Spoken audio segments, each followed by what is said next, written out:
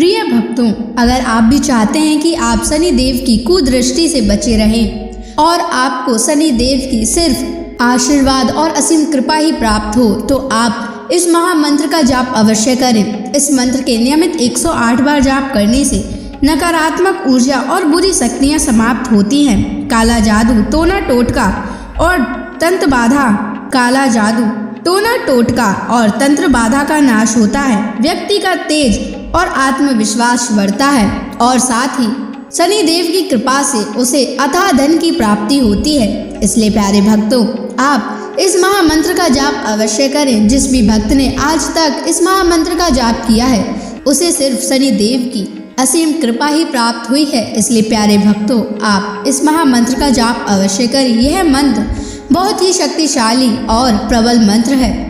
इस मंत्र का प्रभाव तुरंत ही दिखाई देने लगता है और साथ ही आपका जीवन सुखद हो जाएगा। अगर आप शनि देव का आशीर्वाद प्राप्त करना चाहते हैं तो इस वीडियो को लाइक और चैनल को सब्सक्राइब जरूर कर दीजिए और कमेंट बॉक्स में जय शनि महाराज अवश्य लिख दीजिए। तो चलिए भक्तों, मंत्र का जाप करना प्रारंभ करते हैं।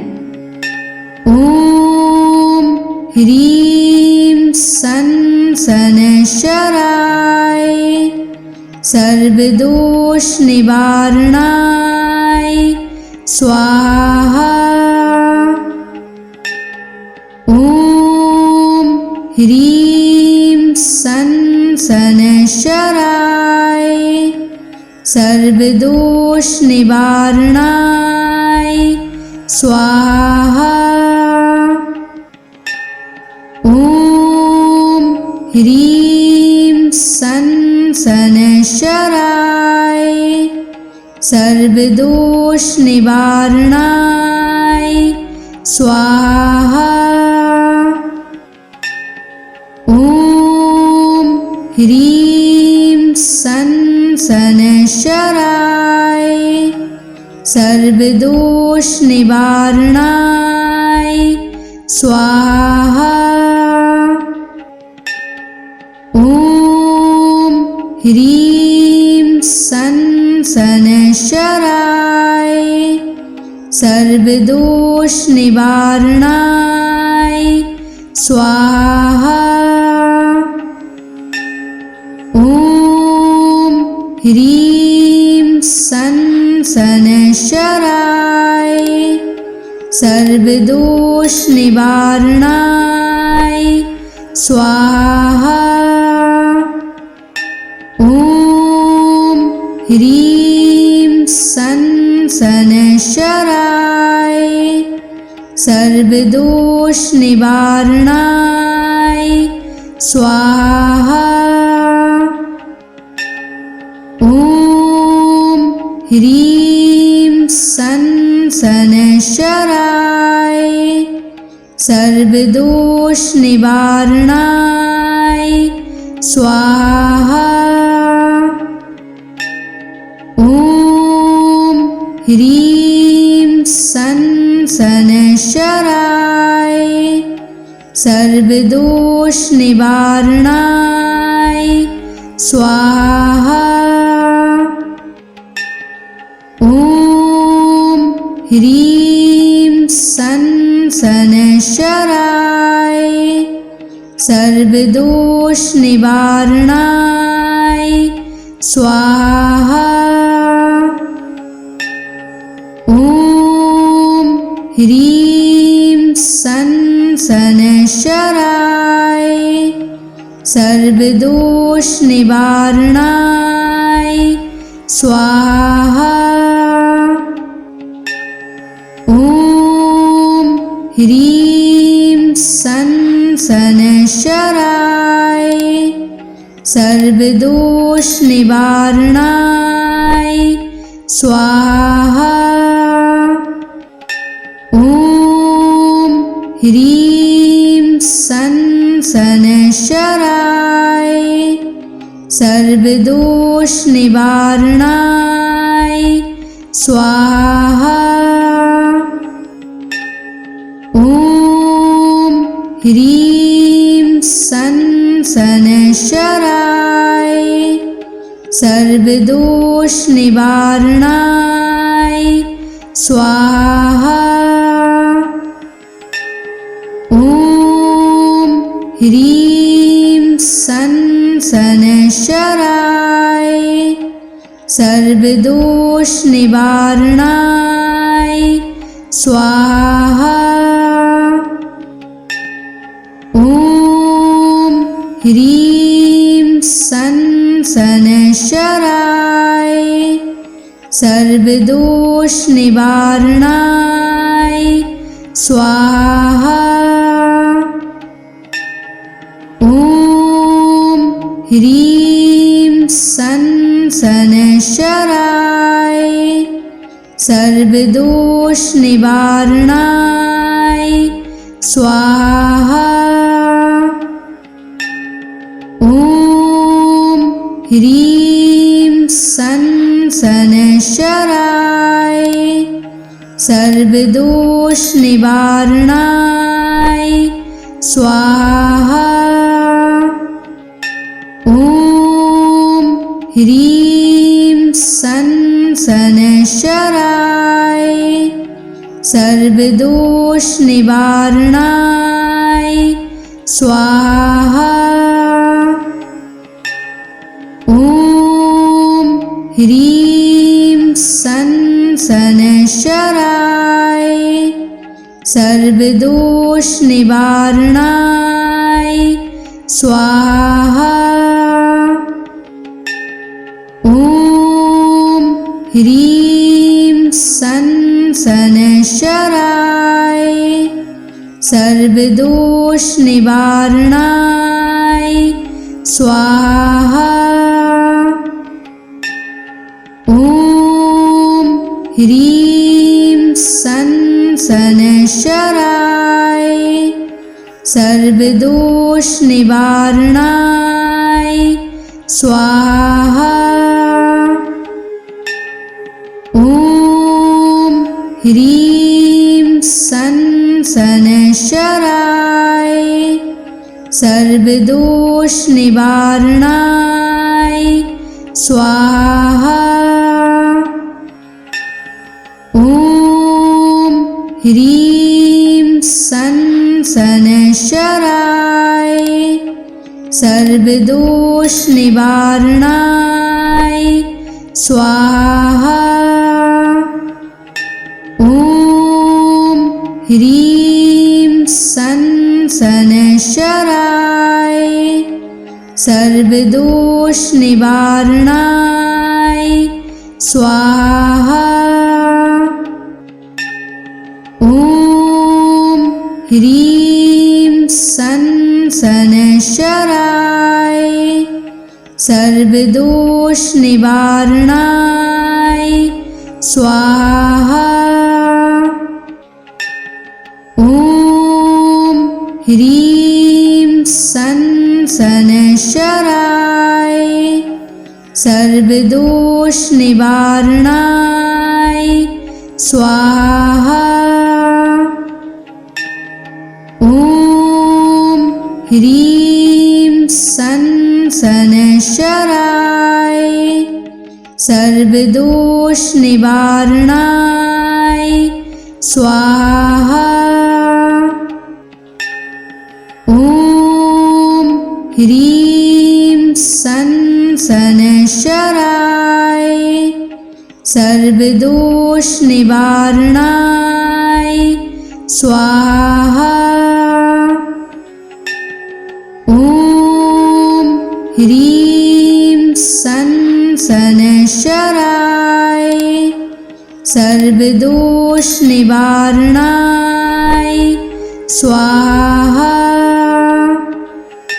ॐ ह्रीं सन् शनैश्चराय सर्वदोषनिवारणाय स्वाहा।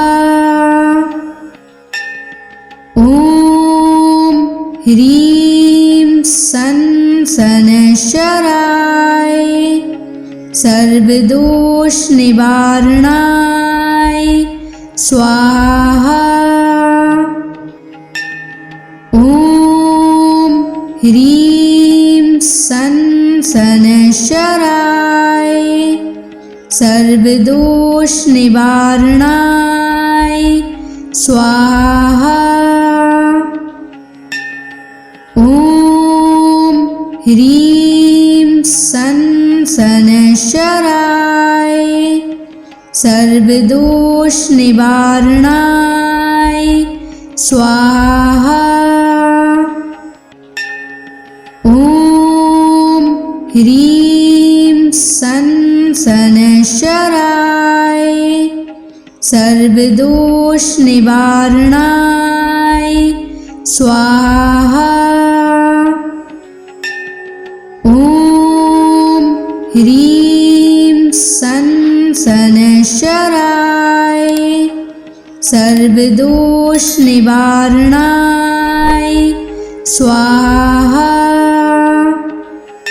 ॐ ह्रीं सनशराय सर्वदोष निवारणाय स्वाहा। ॐ ह्रीं सनशराय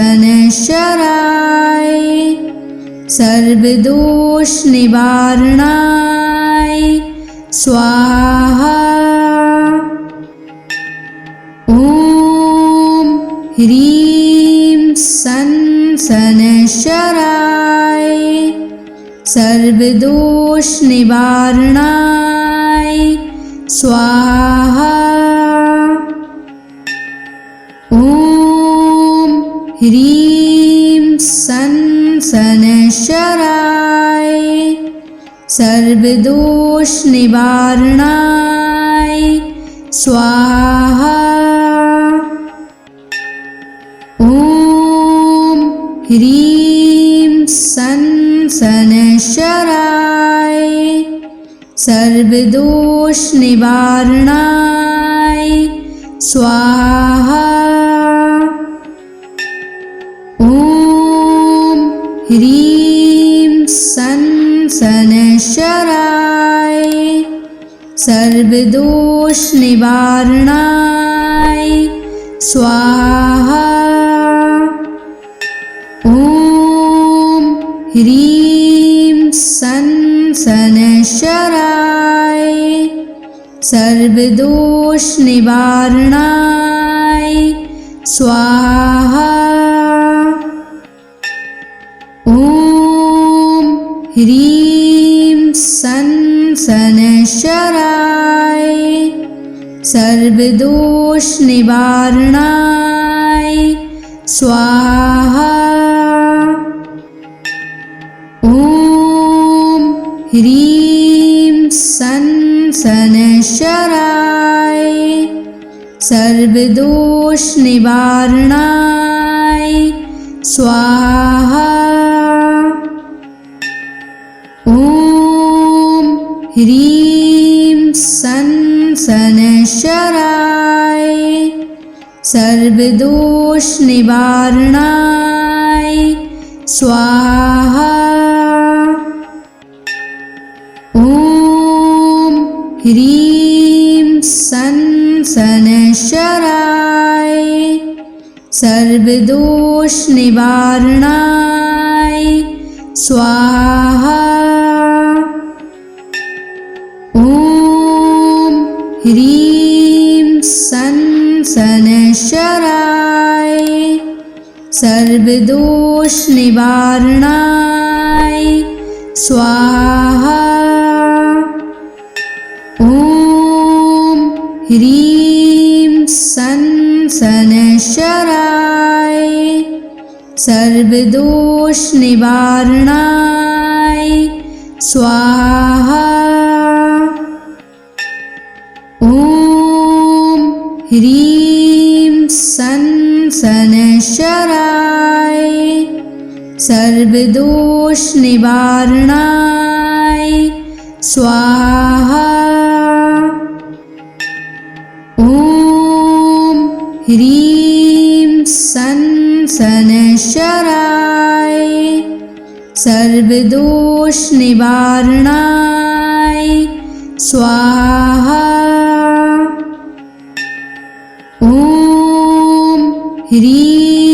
सन शनैश्चराय सर्वदोष निवारणाय स्वाहा। ॐ ह्रीं सन शनैश्चराय सर्वदोष निवारणाय स्वाहा। ॐ ह्रीं सन शनैश्चराय सर्वदोष निवारणाय स्वाहा। ॐ ह्रीं सन शनैश्चराय सर्वदोष निवारणाय स्वाहा। ॐ ह्रीं सन शनैश्चराय सर्वदोष निवारणाय स्वाहा। ॐ ह्रीं सन शनैश्चराय सर्वदोष निवारणाय स्वाहा। ॐ ह्रीं सन शनैश्चराय सर्वदोष निवारणाय स्वाहा। ॐ ह्रीं सन शनैश्चराय सर्वदोष निवारणाय स्वाहा। ॐ ह्रीं सन शनैश्चराय सर्वदोष निवारणाय स्वाहा। ॐ ह्रीं सन शनैश्चराय सर्वदोष निवारणाय स्वाहा। ॐ ह्रीं सन शनैश्चराय सर्वदोष निवारणाय स्वाहा। ॐ ह्रीं सन शनैश्चराय सर्वदोष निवारणाय स्वाहा। ॐ ह्रीं सन शनैश्चराय सर्वदोष निवारणाय स्वाहा। ॐ ह्रीं सन शनैश्चराय सर्वदोष निवारणाय स्वाहा। ॐ ह्रीं सन शनैश्चराय सर्वदोष निवारणाय स्वाहा। ॐ ह्रीं सन शनैश्चराय सर्वदोष निवारणाय स्वाहा। ॐ ह्रीं सन शनैश्चराय सर्वदोष निवारणाय स्वाहा। ॐ ह्रीं सन शनैश्चराय सर्वदोष निवारणाय स्वाहा। ॐ ह्रीं सन शनैश्चराय सर्वदोष निवारणाय स्वाहा। ॐ ह्रीं सं शनैश्चराय सर्वदोषनिवारणाय स्वाहा। ॐ ह्रीं सं शनैश्चराय सर्वदोषनिवारणाय स्वाहा। ॐ ह्रीं सं शनैश्चराय सर्वदोषनिवारणाय स्वाहा। ॐ ह्रीं सं शनैश्चराय सर्वदोषनिवारणाय स्वाहा।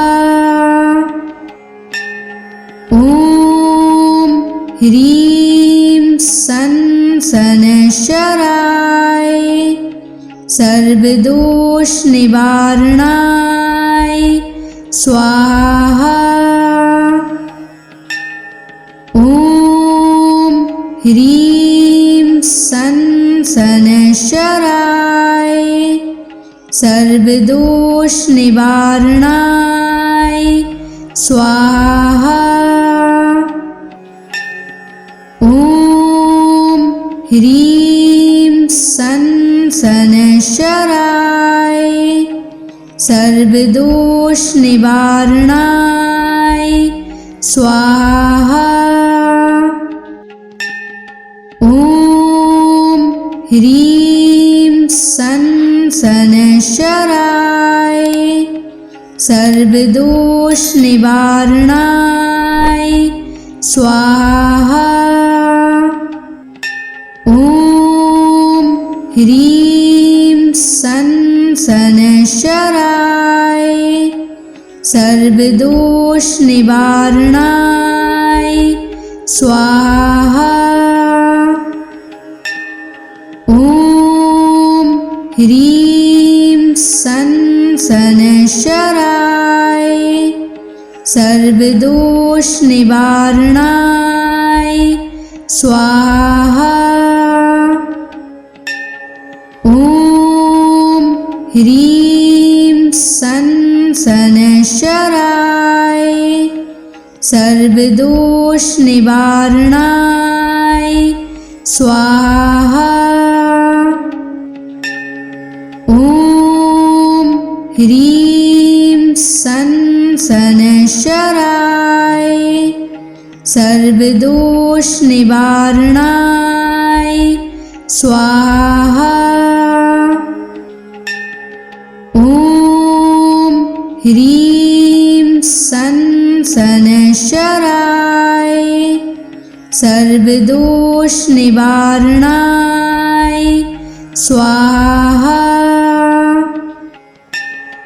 ॐ ह्रीं सं शनैश्चराय सर्वदोषनिवारणाय स्वाहा। ॐ ह्रीं सं शनैश्चराय सर्वदोषनिवारणाय स्वाहा।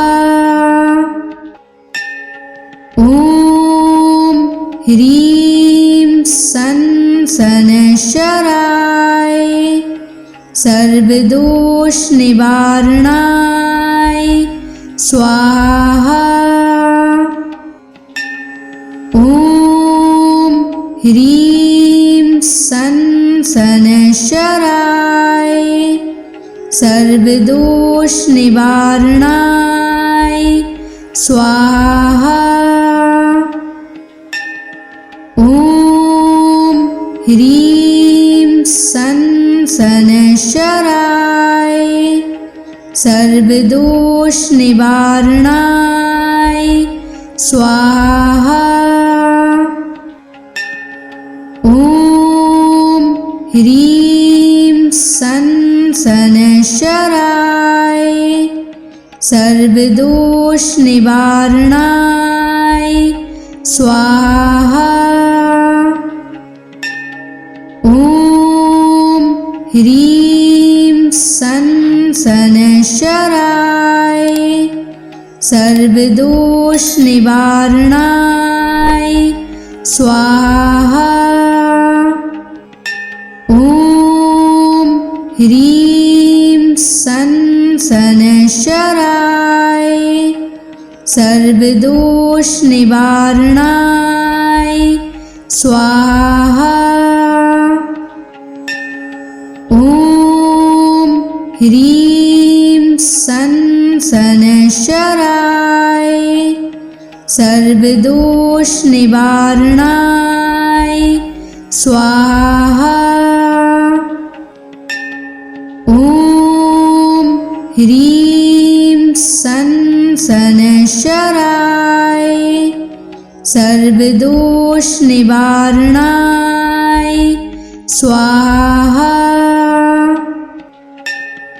ॐ ह्रीं शनैश्चराय सर्वदोषनिवारणाय स्वाहा। ॐ ह्रीं शनैश्चराय सर्वदोषनिवारणाय स्वाहा। ॐ ह्रीं शनैश्चराय सर्वदोषनिवारणाय स्वाहा। ॐ ह्रीं शनैश्चराय सर्वदोषनिवारणाय स्वाहा। ॐ ह्रीं शनैश्चराय सर्वदोषनिवारणाय स्वाहा। ॐ ह्रीं शनैश्चराय सर्वदोषनिवारणाय स्वाहा। ॐ ह्रीं शनैश्चराय सर्वदोषनिवारणाय स्वाहा। ॐ ह्रीं शनैश्चराय सर्वदोषनिवारणाय स्वाहा। ॐ ह्रीं शनैश्चराय सर्वदोषनिवारणाय स्वाहा। ॐ ह्रीं शनैश्चराय सर्वदोषनिवारणाय स्वाहा।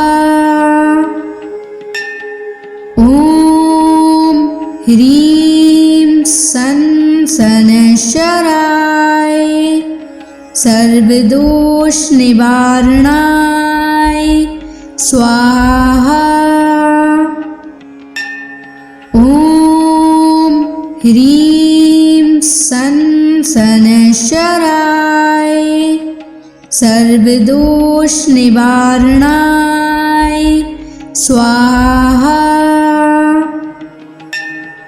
ॐ ह्रीं शनैश्चराय सर्वदोषनिवारणाय स्वाहा। ॐ ह्रीं शनैश्चराय सर्वदोषनिवारणाय स्वाहा। ॐ ह्रीं सन् शनैश्चराय